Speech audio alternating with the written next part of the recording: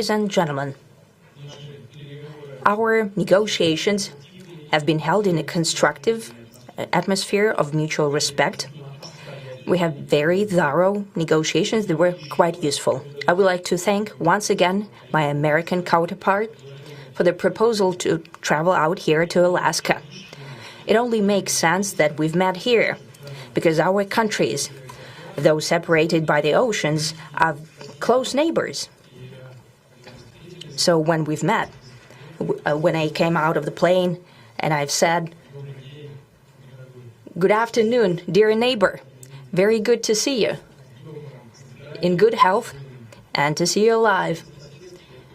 I think that is very neighborly. And I think that's some kind words that we can say to each other. We're separated by the Strait of Bering, though there are 2 islands only between the Russian island and the U.S. island. They're only 4 kilometers apart. We're close neighbors, and it's a fact. It's also important that Alaska has to do with our common heritage, common history between Russia and the U.S., and many positive events have to do with that territory. Still, there is tremendous cultural heritage back from the Russian America. For example, Orthodox churches and a lot of more than 700 geographical names of Russian origin.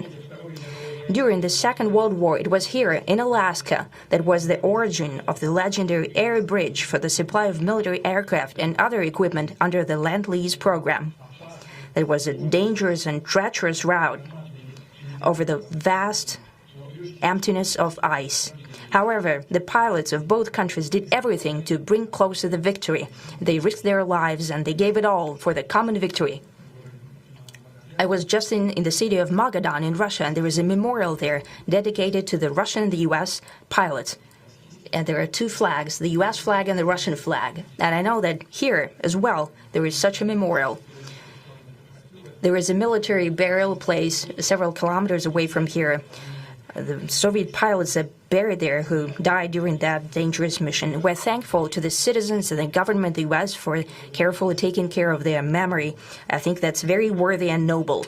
We'll always remember other historical examples when our countries defeated common enemies together in the spirit of battle camaraderie and allyship that supported each other and facilitated each other. I'm sure that this heritage will help us rebuild and foster mutually beneficial and equal ties at this new stage, even during the hardest conditions. It is known that there have been no summits between Russia and the U.S. for 4 years, and that's a long time. This time was very hard for bilateral relations, and let's be frank, they have fallen to the lowest point since the Cold War. I think that's not benefiting our countries and the world as a whole.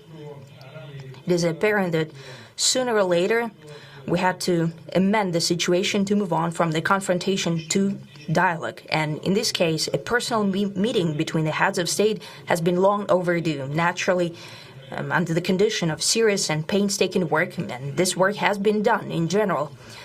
Me and President Trump have very good direct contact. We've spoken multiple times. We spoke frankly on the phone.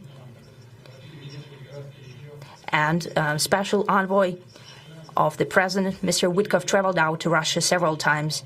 Our advisors and heads of foreign ministries kept in touch all the time. And you know fully well that one of the central issues was the situation around Ukraine. We see the strive of the administration and President Trump personally to help facilitate the resolution of the Ukrainian conflict. And his strive to get to the crux of the matter, to understand this history, is precious. As I've said, the situation in Ukraine has to do with fundamental threats to our security. Moreover, we've always considered the Ukrainian nation, and I've said it multiple times, a brotherly nation. However strange it may sound in these conditions, we have the same roots, and everything that's happening is a tragedy for us and terrible wound. Therefore, the country is sincerely interested in putting an end to it. At the same time, we're convinced that in order to make the settlement lasting and long-term, we need to eliminate all the primary roots the primary causes of that conflict, and we've said it multiple times, to consider all legitimate concerns of Russia and to reinstate a just balance of security in Europe and in the world on the whole. And I agree with President Trump, as he has said today, that naturally the security of Ukraine should be ensured as well. Naturally, we are prepared to work on that. I would like to hope that the agreement that we've reached together will help us bring closer that goal and will pave the path towards peace in Ukraine. We expect that Kiev and European capitals will perceive that constructively and that they won't throw a wrench in the works. They will not make any attempts to use some backroom dealings to conduct provocations to torpedo the nascent progress. Incidentally, when the new administration came to power, bilateral trade started to grow. It's still very symbolic. Still, we have a growth of 20%. As I've said, we have a lot of dimensions for joint work. It is clear that the U.S. and Russian investment and business cooperation has tremendous potential. Russia and the U.S. can offer each other so much in trade, digital, high-tech, and in space exploration. We see that Arctic cooperation is also very possible, and our international context, for example, between the Far East of Russia and the West Coast of the U.S. Overall, it's very important for our countries to turn the page, to go back to cooperation. It is symbolic that not far away from here, at the border between Russia and the U.S., there was a so-called international date line. I think you can step over, literally, from yesterday into tomorrow. And I hope that we'll succeed in that, in political sphere. I would like to thank President Trump for our joint work, for the well-wishing and trustworthy tone of our conversation. It's important that both sides are result-oriented, and we see that the President of the U.S. has a very clear idea of what he would like to achieve. He sincerely cares about prosperity of his nation. Still, he understands that Russia has its own national interests. I expect that today's agreements will be the starting point, not only for the solution of the Ukrainian issue, but also will help us bring back business-like and pragmatic relations between Russia and the U.S. And in the end, I would like to add one more thing. I'd like to remind you that in 2022, during the last contact with the previous administration, I tried to convince my previous American colleague that the situation should not be brought to the point of no return when it would come to hostilities. And I said it quite directly back then that it's a big mistake. Today, when President Trump saying that if he was the president back then, there will be no war. And I'm quite sure that it would indeed be so. I can confirm that. I think that overall, me and President Trump have built a very good, business-like and trustworthy contact. And I have every reason to believe that moving down this path, we can come, and the sooner the better, to the end of the conflict in Ukraine. Thank you. Thank you. Well, thank you very much, Mr. President. That was very profound. And I will say that I believe we had a very productive meeting. There were many, many points that we agreed on, most of them, I would say, a couple of big ones that we haven't quite gotten there, but we've made some headway.